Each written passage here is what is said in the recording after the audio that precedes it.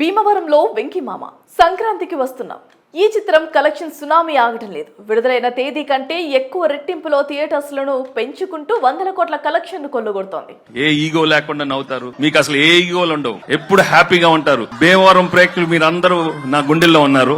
మరి ఈ నేపథ్యంలో ఇటీవలే 230 కోట్ల గ్రాస్ కలెక్షన్ దాటి 300 కోట్ల గ్రాస్ కలెక్షన్ వైపు దూసుకువెళ్తోంది. ఈ సందర్భంగా ఈ చిత్ర టీం వరుస సక్సెస్ సెలబ్రేషన్స్ నిర్వహిస్తోంది. తాజాగా భీమవరంలో ప్రేక్షకుల సమక్షంలో ఈ చిత్ర యూనిట్ సందడి చేసింది. మరి ఈ సందర్భంగా వెంకటేష్ మాట్లాడుతూ భీమవరంలో ఉన్న రాజులు చాలా మంచివారని, ఎలాంటి ఈగోలు చూపించరని, ఏ సినిమానైనా వీరు ఆదరిస్తారని తెలిపారు. ఈ సినిమా చేస్తున్నప్పుడు హిట్ అవుతుందని మాత్రమే అనుకున్నామని, కానీ డబుల్ బ్లాక్ బస్టర్ కు మించి ట్రిపుల్ బ్లాక్ బస్టర్ అయిందని ప్రేక్షకులకు కృతజ్ఞతలు తెలుపుతున్నారు. మంచి మంచి షాప్ ఓపెనింగ్లు, జ్యువెలరీ షాప్స్ అయ్యే కాకుండా ఇంకా మంచి సినిమాలు కూడా రావాలని మనస్ఫూర్తిగా కోరుకుంటున్నాను. మరి ఈ సక్సెస్ వెనుక దర్శకుడు అనిల్ కృషి చాలా ఉందని, అతను తీసిన విధానం అద్భుతంగా ఉందని తెలిపారు. మరి ఈ సినిమాలో నటించిన ఇద్దరు హీరోయిన్స్ ఫుల్ బిజీగా మారారని, గ్యాప్ లేకుండా షాపింగ్ మాల్స్, బిజినెస్ ఓపెనింగ్స్ చేస్తూ గడుపుతున్నారని నవ్వుతూ అన్నారు.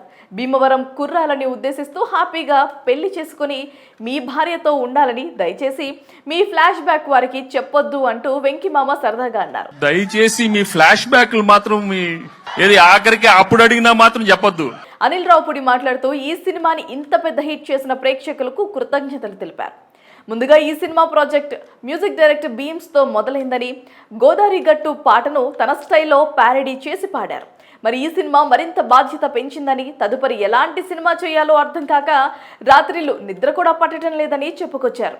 సంతోషకరమైన సరదా మనుషులు గోదావరి జిల్లా ప్రజలని వారి అతిథి మర్యాదలతో గౌరవిస్తారని పేర్కొన్నారు. డార్లింగ్ ప్రభాస్ తో సినిమా కోసం తాను ఎదురు చూస్తున్నారని, భీమవరం ప్రజలు గట్టిగా కోరుకుంటే జరిగిపోతుందని తెలియజేశారు. మన డార్లింగ్ ఇక్కడే కదా, మీ ఊరే కదా, అందరితో తెస్తాడు అనిల్, అన్ని బ్లాక్ బస్టర్స్ చేస్తాడు. ఇక ఈ సినిమా ముందుండి నడిపించిన వెంకటేష్ అన్ని రకాలుగా సహాయం అందించారని, ఈ సినిమా ఇంత పెద్ద హిట్ అయినా కూడా గర్వానికి పోకుండా గ్రౌండ్ టు ఎర్త్ లో ఆయన ఉంటారని తెలియజేశారు. ఇక తర్వాత ఆయన చేయబోయే పైన ఫోకస్ చేయాలంటూ తాను ఫోన్ చేసినప్పుడు సలహా ఇచ్చారని తెలిపారు.